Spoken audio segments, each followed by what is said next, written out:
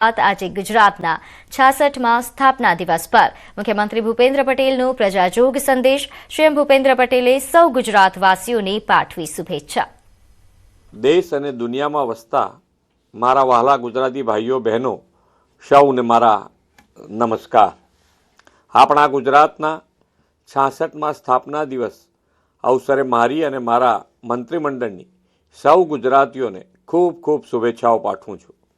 महात्मा गांधी, सरदार साहेब, स्वामी दयानंद सरस्वती, श्यामजी कृष्ण वर्माना आशीर्वाद, परम पूज्य रविशंकर महाराज, इंदु चाचा जेवा अनेक महापुरुषों प्रेरणा और मार्गदर्शन, लोकोनो अविरत कठोर परिश्रम बधाना सहयोगथी गुजराते पोतानी विकास यात्रा शुरू करी हती। आजे ए सौना ऋण स्वीकार करवानो अवसर छे। तारीख 1 મે 1960 दिवसे જ્યારે મુંબઈથી अलग राज्य बन्યું ત્યારે સૌના મનમાં પ્રશ્ન હતો કે રણ, દરિયો અને ડુંગર ધરાવતું રાજ્ય કેવી રીતે આગળ વધશે।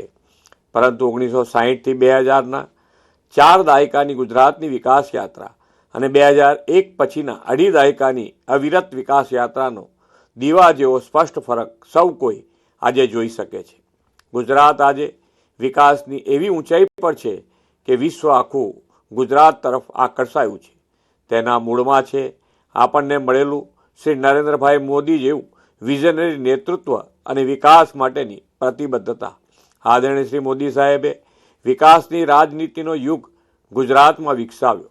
ગુજરાત તેમની પ્રેરણાથી આજે દેશના વિકાસનું રોલ મોડેલ બની ગયું છે। જનતા જનાર્દનને પણ આ અવિરત વિકાસ યાત્રાને સતત આગળ ધપાવવા માટે श्री मोदी साहेबना नेतृत्वમાં अपार विश्वास અને ભરોસો મૂક્યો છે। એ જ ભરોસો અને વિશ્વાસ તમે સૌએ સ્થાનિક સ્વરાજ્યની સંસ્થાઓની તાજેતરની ચૂંટણીમાં પણ અમને પ્રચંડ સમર્થન આપીને અકબંધ રાખ્યો છે। આ પ્રેમનો નતમસ્તકે અમે ઋણ સ્વીકાર કરીએ છીએ। વડાપ્રધાનશ્રીએ ગુજરાતને દેશનું ગ્રોથ એન્જિન બનાવવા દરેક ક્ષેત્રે વિકાસની ચરમસીમા પાર કરીને પરિશ્રમની પરાકાષ્ઠા સર્જી છે। વડાપ્રધાનશ્રીએ વીજળી, પાણી, રોડ નેટવર્ક, આરોગ્ય, શિક્ષણ અને સામાજિક સેવાઓની બેઝિક જરૂરિયાતો સંતોષવા ઉપર ફોકસ કરીને આ બધા ક્ષેત્રોમાં આમૂલ પરિવર્તન લાવી દીધું છે। આજે જ્યોતિર્ગ્રામ યોજનાથી 24 કલાક સતત 3 ફેઝ વીજળી રાજ્યના અંતરિયાળ વિસ્તારોના ગામો સુધી મળી રહી છે। વીજળી ઉત્પાદનની ક્ષમતા 8,750 મેગાવોટમાંથી વધીને लगभग 53,000 मेगावॉट थई है। गुजरात देशનું एकमात्र राज्य है જ્યાં गैस ग्रीड, वॉटर ग्रीड और इलेक्ट्रिसिटी ग्रीडનું निर्माण થયું છે। औद्योगिक, सांस्कृतिक, सामाजिक विकासની સાથે આપણે अर्बन डेवलपमेंटને વધુ ગતિ આપવા 2025ના વર્ષને શહેરી વિકાસ વર્ષ તરીકે ઉજવ્યું અને શહેરી વિકાસ માટેનું બજેટ 40% વધાર્યું છે। વેપારી રાજ્ય તરીકે ઓળખાતા ગુજરાતમાં મૂડીરોકાણ વધે, નવા વેપાર ઉદ્યોગ વિકસે તે માટે શ્રી નરેન્દ્રભાઈએ 2003થી વાઇબ્રન્ટ ગુજરાત ગ્લોબલ ઇન્વેસ્ટર સમિટની શરૂઆત કરાવી હતી। વાઇબ્રન્ટ સમિટની સતત સફળતાને પગલે ગુજરાત આજે global gateway to the future અને દેશમાં સૌથી ઓછો બેરોજગારી દર ધરાવતું રાજ્ય બન્યું છે। આપણા દરેક જિલ્લાની પોતાની આગવી પ્રોડક્ટ અને વિશેષ સ્ટ્રેન્થ છે। આદરણીય વડાપ્રધાનશ્રીની પ્રેરણાથી આપણે આ સ્ટ્રેન્થને વોકલ ફોર લોકલથી ગ્લોબલ પ્લેટફોર્મ આપવા વાઇબ્રન્ટ ગુજરાત રિજિયનલ કોન્ફરન્સની શરૂ કરી છે। ઉત્તર ગુજરાત અને સૌરાષ્ટ્ર કચ્છ પ્રદેશની આવી કોન્ફરન્સને જ્વલંત સફળતા મળી છે। હવે દક્ષિણ ગુજરાત પ્રદેશની VGRCનો ગુજરાત સ્થાપના દિવસથી સુરતમાં પ્રારંભ થયો છે। હવેનો જમાનો સોલર, વિન્ડ અને હાઇબ્રિડ રિન્યુએબલ એનર્જીનો અને ગ્રીન હાઇડ્રોજનથી ગ્રીન ગ્રોથનો છે। ગુજરાતે તો એ દિશામાં ક્યારનું આયોજન કરી દીધું છે। આપણી રિન્યુએબલ એનર્જી કેપેસિટી દેશની કુલ કેપેસિટીના 15% થઈ છે। સોલાર રૂફટોપ યોજનામાં ગુજરાત 3 લાખથી વધુ ઘરો આવરી લઈને બહુ આગળ નીકળી ગયું છે। પરંપરાગત ઉદ્યોગથી આગળ વધીને આપણે રાજ્યમાં હાઈટેક ઇન્ડસ્ટ્રી સ્થાપનાને વેગ આપ્યો છે। રાજ્યમાં 2 સેમિકન્ડક્ટર પ્લાન્ટ કાર્યરત થયા છે અને હજુ 2 થવાના છે। આણંદ અને ધોલેરા સેમિકોન ઇન્ડસ્ટ્રીના હબ બનવાના છે. એઆઈ આધારિત ઉદ્યોગોને વેગ આપવા માટે ગિફ્ટ સિટી ખાતે એઆઈ સેન્ટર ઓફ એક્સેલન્સની સ્થાપના કરી છે. રાજ્યના સર્વગ્રાહી વિકાસમાં ઇન્ફ્રાસ્ટ્રક્ચર ડેવલપમેન્ટની પણ એટલી જ મહત્ત્વની ભૂમિકા છે. નીતિ આયોગની મદદથી સુરત અને તેની આસપાસના વિસ્તારના સ્ટ્રેટેજિક ડેવલપમેન્ટ માટે Surat economy region development plan તૈયાર કર્યો છે. ઉત્તર ગુજરાત, સૌરાષ્ટ્ર, મધ્ય ગુજરાતના વિસ્તારના સર્વાંગી વિકાસ માટે પણ આવા 6 રિજિયનલ ઇકોનોમી માસ્ટર પ્લાન તૈયાર થઈ રહ્યા છે. વિકાસની તકો વધારવાની સાથે સાથે લોકોનું જીવન ધોરણ સરળ બને તે માટે આપણે અર્નિંગ વેલ, લિવિંગ વેલ પર ફોકસ કરીને 2047ના વિકસિત ગુજરાતનો રોડ મેપ ઘડ્યો છે. દેશમાં એકમાત્ર આપણું ગુજરાત જ એવું રાજ્ય છે જેને આવું આગવું વિકાસ વિઝન તૈયાર કર્યું છે. અર્નિંગ વેલ અને લિવિંગ વેલની વિભાવના સાથે સસ્ટેનેબલ ડેવલપમેન્ટ માટે પર્યાવરણ અનુકૂળ વિકાસનું આપણું લક્ષ્ય છે. પર્યાવરણ જાળવણીથી ગ્લોબલ વોર્મિંગના પડકારોનો સામનો કરવા આદરણીય વડાપ્રધાનશ્રીએ મિશન લાઈફની પ્રેરણા આપી છે. એનો પ્રતિસાદ આપતા આપણે વરસાદી પાણીના સંચય માટે કેચ ધ રેઇનની રાજ્યવ્યાપી ઝુંબેશ શરૂ કરી છે. એક પેડ માં કે નામ અન્વયે વધુને વધુ વૃક્ષો વાવીને ધરતી માતાને હરિયાળી બનાવી છે. પર્યાવરણ જાળવણી સાથે સ્વાસ્થ્ય અને તંદુરસ્ત માટે રમતગમતને પણ પ્રોત્સાહન આપીએ છીએ.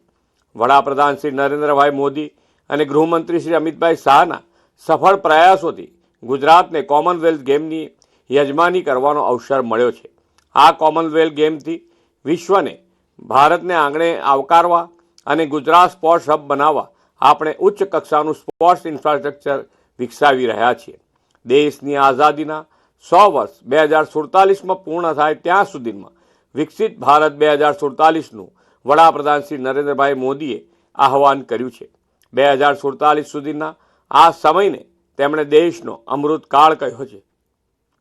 આ અમૃતકાળમાં ગુજરાતને તો તેની સ્થાપનાના 75 વર્ષ એટલે કે અમૃત મહોત્સવ 2035માં ઉજવવાની એક મોટી તક મળી છે. 2035 સુધીમાં આપણે ગુજરાતને દુનિયાનું વિકાસનું દિશાદર્શન કરાવનારું મોડેલ સ્ટેટ બનાવવું છે.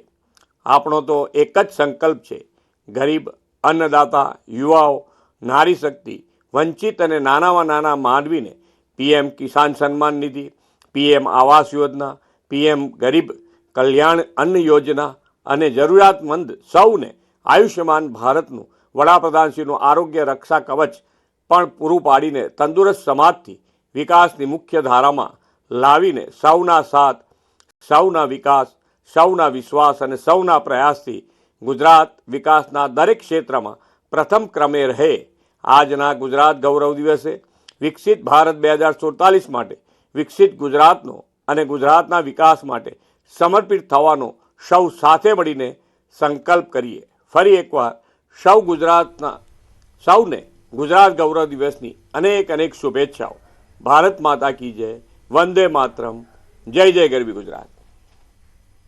તો ગુજરાત સ્થાપના દિવસ નિમિત્તે પીએમ મોદીએ શુભેચ્છાઓ આપી. રાજ્યના તમામ નાગરિકોને હાર્દિક શુભેચ્છાઓ આપી. સોશિયલ મીડિયા પર પોસ્ટ કરીને તેમણે કહ્યું કે આ દિવસ એ ગુજરાતના સમૃદ્ધ ઇતિહાસ, જીવંત સંસ્કૃતિ અને અદમ્ય જિજ્ઞાસા ઉમંગના ઉત્સવનું પ્રતીક છે. ગુજરાતની ધરતી પર વસતા લોકો તેમની ગતિશીલતા, મહેનત અને ઉદ્યોગ સાહસિકતા માટે વિશ્વભરમાં ઓળખાતા રહ્યા છે અને રાજ્યે દેશના આર્થિક, સામાજિક અને સાંસ્કૃતિક વિકાસમાં નોંધપાત્ર યોગદાન આપ્યું છે. આવનારા સમયમાં ગુજરાત પ્રગતિના નવા શિખરો સર કરે તેવી અંતઃકરણપૂર્વક અભ્યર્થના વ્યક્ત કરી.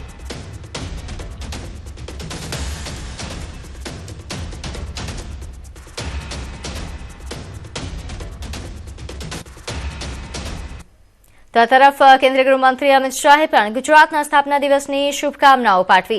સોશિયલ મીડિયા પર પોસ્ટ કરીને તેઓએ લખ્યું કે ગૌરવશાળી ઇતિહાસ, સમૃદ્ધ સંસ્કૃતિ અને અદ્વિતીય ઉદ્યમતાના પાવન ભૂમિ એવા ગુજરાતના સ્થાપના દિવસની તમામ પ્રવાસીઓને, પ્રદેશવાસીઓને હાર્દિક શુભકામનાઓ। ગુજરાતે સ્વાધીનતાથી લઈને એકીકરણ, સહકારથી લઈને સ્વરોજગાર સુધી સમૃદ્ધ અને સશક્ત રાષ્ટ્ર નિર્માણમાં મહત્વપૂર્ણ યોગદાન આપ્યું છે। પોતાની સાંસ્કૃતિક વિરાસતને દેશ વિદેશમાં જાળવી રાખીને ગુજરાતે એક ભારત શ્રેષ્ઠ ભારતની ભાવનાને સશક્ત રીતે પ્રસ્તુત કરી છે। ભગવાન સોમનાથને પ્રાર્થના કે તેઓ પ્રદેશવાસીઓને સુખ, સમૃદ્ધિ અને વૈભવ પ્રદાન કરે।